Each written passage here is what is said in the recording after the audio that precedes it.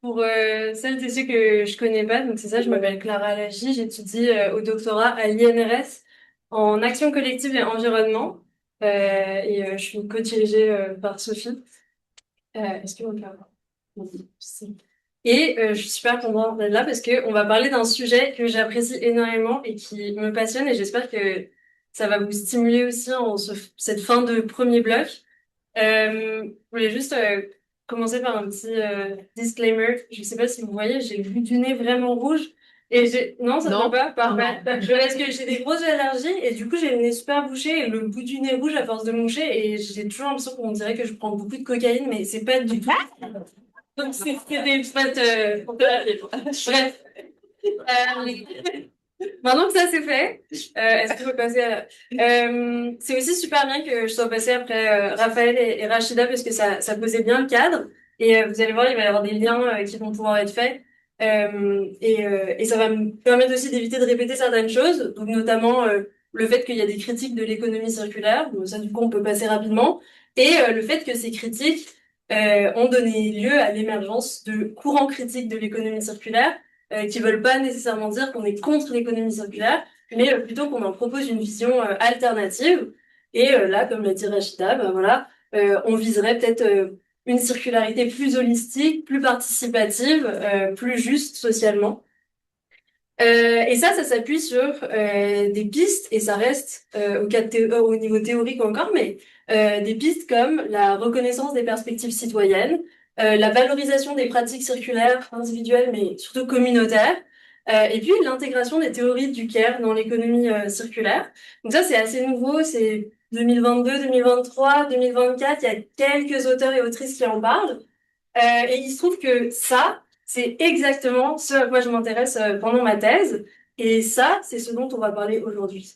On peut passer à la diapositive suivante. Et donc, ensemble, j'aimerais qu'on réfléchisse à comment les perspectives du care s'intègrent dans l'économie circulaire et comment ça permet de contribuer à imaginer une autre circularité, une circularité où peut-être il y aurait moins des contradictions du modèle dominant actuel. Je suis sûre que vous savez très bien de quoi on parle quand je dis ça, mais on peut passer à... Merci. Donc ce que je dis là, ça va s'appuyer sur une revue de la littérature parce que moi j'ai pas encore passé mon examen doctoral, donc j'ai pas commencé mon terrain, mais je le passe le mois prochain. Donc pensez à moi s'il vous plaît. D'abord, qu'est-ce que le care? Je pense que c'est pas nécessairement quelque chose avec lequel on est tous familiers. Ensuite, pourquoi le care et l'économie circulaire, c'est des modèles qui sont pas des modèles, des théories qui sont compatibles et intéressantes à regarder ensemble. Et puis, une dernière partie où là, ça va être plus tous ensemble, rêvons. À quoi ressemble une économie circulaire du care? Ok. On- Donc, le care, ça naît. Ah oui, je dis care et c'est pas parce que j'aime pas le français. C'est parce que dans les études féministes francophones, il y a un consensus. On a essayé de traduire le mot et en fait, il n'y a pas de bonne traduction. Donc parfois, je vais utiliser le mot soin pour le remplacer, mais c'est pas exact. Donc je garde le mot care et je suis pas la seule. Dans les études féministes francophones, on utilise le mot care. Donc le care, né aux États-Unis dans les années 80, c'est Carol Gilligan qui publie In a Different Voice, qui est un peu le livre fondateur du care. Après, il y a eu de nombreuses critiques sur Gilligan et ce livre-là, parce que elle propose une interprétation qui est essentialiste au prisme du genre des théories du care. Donc, c'est-à-dire que elle arrive et elle dit les femmes sont comme ça et pensent avec une éthique du care, et les hommes sont comme ça et pensent avec une éthique de la justice. Donc, évidemment, assez rapidement, les féministes ben, critiquent ces travaux, critiquent l'essentialisme et puis les reprennent. Et là, c'est Joanne Tronto qui arrive et qui maintenant, elle, est un peu la papesse du care. C'est vraiment elle qu'on cite. Quoi? La tête. Ça se dit pas? Je sais ça. Ouais, je pense. Excusez, je suis anglophone, je trouvais ça drôle. Euh, Et c'est vraiment elle qu'on cite aujourd'hui, et notamment la définition qu'elle donne du care. On peut la lire ensemble, parce que moi je la connais pas par cœur.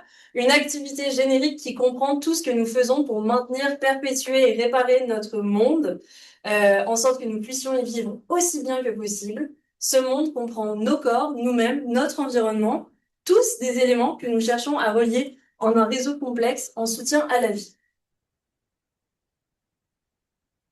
Ouf. C'est très large comme définition. Sûrement que vous savez toujours pas de quoi on parle. Mais c'est justement le point. En fait, le care, c'est très, très large. Et le care, c'est pas juste entre Sophie et moi, ou entre Cathy et moi, c'est entre tout le monde, entre la salle, entre le bâtiment, entre l'environnement. Il y a plein, plein d'éléments qui peuvent être compris dans le care.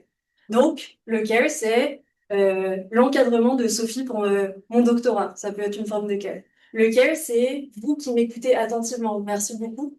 Le care, c'est moi qui appelle ma mère sur la route pour lui dire que je l'aime.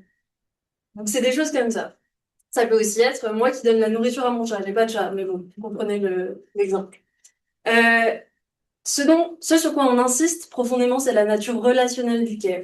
C'est que les relations deviennent le prisme d'analyse de tous les phénomènes sociaux, politiques, culturels, moraux. Donc, si on résume, le care, c'est une éthique du soin, comment j'envisage le monde comme un endroit où on prend soin et on est en relation aux autres. C'est un ensemble de pratiques aussi, donc c'est le fait de performer le care, de performer le soin, et c'est une disposition. C'est une façon de se positionner dans le monde. Est-ce que je suis quelqu'un qui prend soin? Est-ce que je prends soin? Est-ce que c'est comme ça que j'ai envie de relationner aux autres? Ouais, le care, c'est Muriel qui passe les diapositives, définitivement. Euh, Ça ne se limite pas, et c'est super important pour la suite de ce qu'on va dire, aux relations interhumaines. Ça s'étend à la biosphère, aux entités matérielles, aux collectifs, aux institutions. L'État prend soin de moi. En un sens, je prends soin de l'État aussi. Ça peut être pratiqué entre des entités proches, comme vous et moi ici, mais aussi entre des entités qui sont éloignées dans l'espace, dans le temps. C'est une relation, comme on l'a dit, qui n'est pas nécessairement dyadique. Elle peut impliquer plusieurs personnes. Et puis, quand on parle, et ça va être aussi super important, du fait que le care est une disposition, ce qu'on regarde, c'est aussi qui fait le care. Et traditionnellement, ça va être plutôt les femmes, les personnes racisées, les personnes issues des milieux populaires. Et là, je vais mettre des guillemets, mais c'est les personnes qu'on désigne comme appartenant aux tranches subalternes de la population. Au final, les théories du care, elles permettent de se questionner. Qui prend soin de quoi et comment? Et c'est là où on va pouvoir regarder ensemble. Et peut-être que s'il y en a qui aiment manipuler les concepts, vous avez déjà compris où je m'en allais, mais comment l'économie circulaire et le care sont en fait intrinsèquement des modèles qui sont compatibles. Je vous laisse lire. Bon. D'abord, je vais parler d'éthique de la circularité, et ça veut rien dire. C'est moi qui ai inventé, ou peut-être qu'il y a déjà quelqu'un d'autre qui a pensé, je ne sais pas, mais en tout cas, je l'ai lu nulle part, c'est une proposition comme ça. Et par éthique de la circularité, je veux dire, comment est-ce qu'on pense le monde circulaire? Au fondement de l'économie circulaire, il y a la préservation des matériaux, il y a le fait de limiter les intrants de matière, l'extraction des ressources, il y a l'idée de créer des boucles de matière. Fondamentalement, quand on parle de ça, on parle de soins. On parle de soins à l'environnement, c'est la première évidence. On parle de soins des matériaux, on parle de soins aux générations futures, parce qu'on prend soin de ce qu'on a aujourd'hui pour les personnes qui viennent après. Et c'est aussi une manière très relationnelle, profondément relationnelle d'aborder le monde, la façon dont l'économie se passe, la façon dont la société s'organise, parce qu'on essaie de créer des relations entre les acteurs, mais aussi avec le vivant, avec l'environnement, avec les matières. Donc, en termes d'approche au monde, si on regarde l'économie circulaire comme du soin, bah, c'est profondément compatible. J'espère que vous le voyez autant que... J'espère que je l'explique correctement, mais en tout cas, on peut passer à la suivante. Et puis, c'est aussi dans les pratiques que ça se traduit directement. Donc là, on va s'intéresser à qu'est-ce qui se passe quand on réduit, réutilise, partage, répare, composte, recycle. Concrètement, qu'est-ce qui se passe? En fait, je prends soin de l'environnement, je dis je, mais vous aussi, vous recyclez. et vous prenez soin de l'environnement. Et il y a surtout une forme d'engagement moral qui s'installe. Ça veut dire Il reste 5 minutes. c'est parfait. Salut! Euh, Parce que prendre soin de quelque chose ou de quelqu'un, ça commence par se soucier de quelque chose ou de quelqu'un. C'est pas possible de prendre soin de quoi que ce soit si j'ai pas l'idée que peut-être il y a une inquiétude. Donc quand on performe tous ces actes, c'est le début de OK, je prends conscience qu'en fait quelque chose se passe et je vais m'en inquiéter et donc je vais prendre soin de l'environnement. OK? Ensuite, aussi un lien assez direct, c'est prendre soin de la matière des objets, c'est le care pour la matérialité, ce que je peux toucher, ce dans quoi j'habite. Donc là, le fait de réparer, par exemple, ça va me permettre de m'opposer à des modèles linéaires de production, de consommation. Ça, c'est assez évident. Là où c'est, pour moi, super intéressant, c'est que ça reconfigure profondément la relation que j'ai au matériel et aux déchets notamment. Et d'ailleurs, dans l'économie circulaire, on parle plus de déchets, on parle de matières résiduelles. Alors là, c'est intéressant, on a comme requalifié la position du déchet dans la société, ça devient quelque chose qu'on peut valoriser, qui a de la valeur. En tout cas, un processus super intéressant. Si ça vous intéresse, je vais vous donner des références à lire après. Euh, mais ce qui se passe, exemple, quand je répare une lampe qui ne fonctionne plus chez moi, euh, cette lampe, elle fonctionne plus, elle devient un déchet. Puis là, moi, j'investis du temps pour réparer cette lampe. Je gagne en compétences, probablement parce que, en fait, je sais pas faire, j'apprends. Et le temps que je consacre à cette lampe pour la réparer et la faire marcher, et le temps que je consacre à finalement prendre soin de la matière qu'est cette lampe, c'est du temps qui va me permettre de créer une relation émotionnelle à cette lampe, donc à cette matière. Donc là, la lampe, elle est plus un déchet, et elle est plus non plus la lampe qu'elle était avant, on a une relation, elle et moi. Et après, en avoir pris soin, bah elle va prendre soin de moi en un sens, parce qu'elle va continuer à m'éclairer. Donc le lien qu'on va tisser aux déchets, ça nous permet vraiment d'envisager le monde d'une manière différente. Et la matière, elle médit aussi les relations qu'on a avec les autres. Parce que c'est ma lampe, mais ça aurait pu être la lampe de Sophie que j'ai réparée. Et en ce sens, j'aurais pris soin de Sophie en réparant sa lampe.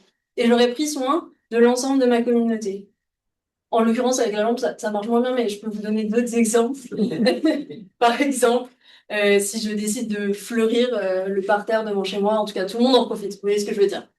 Et donc c'est là où c'est super intéressant, c'est qu'en fait en prenant soin et en imaginant le monde et la circularité comme des actes de care, je tisse des liens entre l'ensemble des éléments qui constituent là où j'habite, ce dont j'ai besoin pour vivre, le monde dans lequel je m'inscris. J'ai déjà commencé, mais poursuivons, rêvons ensemble à quoi ressemble une circularité qui met au centre le care. D'abord, c'est un point sur lequel j'ai vraiment envie d'insister.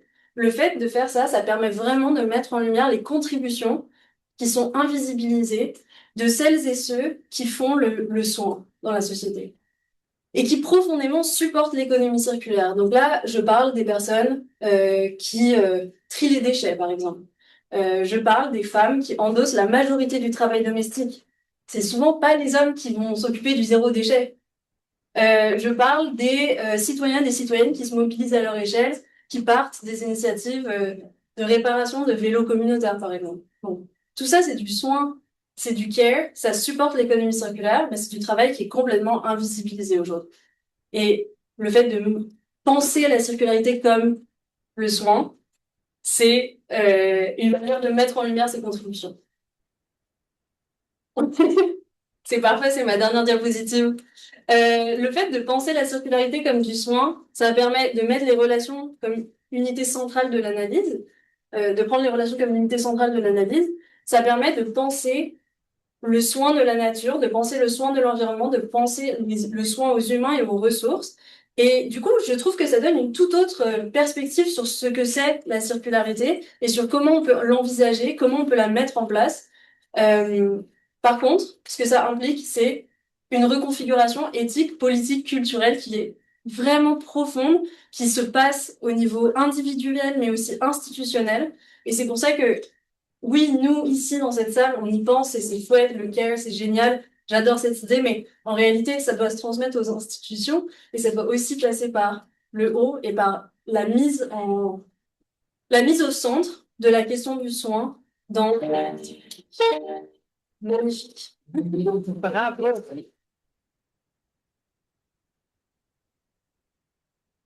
Merci. Clara, est-ce qu'il y aurait quelques questions? J'ai pas de question, j'ai peut-être un commentaire. Ça voit un petit peu le concept de une santé en partie du monde. Je ne sais pas si tu connais le concept de une santé. Ouais. Non, pas du tout. One C'est Health. quoi? C'est un concept qui intègre à la fois la santé humaine, la santé de la nature, la santé des animaux, par exemple. Donc, tout est étant interrelié, puis on le voit un petit peu en ce moment avec la question des zoonoses, là, c'est-à-dire le fait que si on ne prend pas soin de nos animaux, par exemple, ils peuvent nous transmettre des virus et vice-versa. Donc, l'idée, c'est en fait, d'appliquer les soins à l'ensemble des humains, mais aussi de la nature qui les entoure, en fait, dans lequel ils vivent. Je trouve que ça rejoint un petit peu, c'est pas le care, mais c'est je dirais, un élément du care en tant que tel. Ouais, 100%. Ce que je trouve aussi super intéressant dans l'analyse que le cas permet, et j'en ai pas du tout parlé, mais c'est que ça permet de décentrer l'analyse de juste l'humain. Et de se dire que l'économie circulaire, c'est pas juste prendre soin des autres pour prendre soin des humains, mais c'est que tous ensemble qu'on prend soin. Et c'est un peu ce que tu es en train de dire, en fait. Ouais. Mais je trouve très étonnant que le concept du care, en fait, soit une approche top-down. Je pense que c'est plutôt bottom-up. Je vois pas comment les institutions peuvent nous inculquer le care en tant que tel. Je pense que c'est une chose qui vient de la marge qui va monter, non pas de l'inverse, selon moi. Ben, en tout cas, si tu veux, on peut en discuter après, mais il y a un livre très intéressant de Joan Tranto, justement, qui s'appelle Caring Democracies, et dont le postulat est mettre le care au centre de nos démocraties et au centre de nos institutions. Et moi, dans ma tête, c'est ce concept que je reprends et que j'applique justement à l'économie circulaire. Mais on peut le mettre au centre des institutions, mais je pense pas que ce soit les institutions elles-mêmes qui le définissent. J'ai l'impression que c'est un mouvement qui vient du bas, qui inspire, par exemple, les législateurs, mais je ne pense pas que ce soit les législateurs qui vont imposer une care à la société. Je ne pense pas que ça arrive. Non, on parle pas d'imposer quoi que ce soit, c'est juste que si les institutions réfléchissent avec ce prisme-là et les populations et les personnes et en fait tous les acteurs et actrices de la société, moi mon approche c'est de dire que ça révolutionne et ça change la manière dont les relations se tissent et la société se tisse. Mais je dis pas qu'il faut imposer le care. Ouais. J'avais. Donc, vous avez noté comme intervention Michel, Emmanuel et François et Fanny, mais on arrive à la leçon. Je propose qu'on prenne Michel. Merci pour ta présentation, qui est très intéressante. J'avais une question. Tu nous as montré qu'il y a une diversité de care, finalement, entre la CCL et l'économie circulaire. Est-ce que tu penses qu'il y a une hiérarchie des care, une hiérarchie des care? C'est intéressant. En fait, je ne sais pas si ça répond exactement, mais aujourd'hui, c'est démontré qu'il y a une commodification du care. Il y a du care qui est rémunéré, il y a du care qui ne l'est pas, et le care qui est passé dans le domaine marchand, ce care-là, il est beaucoup plus valorisé que le care qui n'est pas marchandisé. Donc, en un sens, oui, mais je ne sais pas si c'est exactement ce que tu voulais dire. En fait, si je mets en perspective par rapport à ce que tu as fait avec l'économie circulaire, on sait aujourd'hui que l'économie circulaire, la dimension sociale, elle n'est pas très bien considérée. C'est pour ça qu'on associe le cas à l'économie circulaire, il y a cette partie-là qui n'est pas, voilà, qui est pas considérée. C'est pour ça que je pose la question de la hiérarchie, justement, des cas. Sachant que cette dimension-là, elle est très peu considérée. Mais justement, j'ai l'impression que, en tout cas, la proposition de cette intégration-là, elle vient répondre notamment à cette hiérarchisation-là. Mais à voir. C'est théorique. Je vous la réflexion. Merci. Merci beaucoup. Merci, Clara.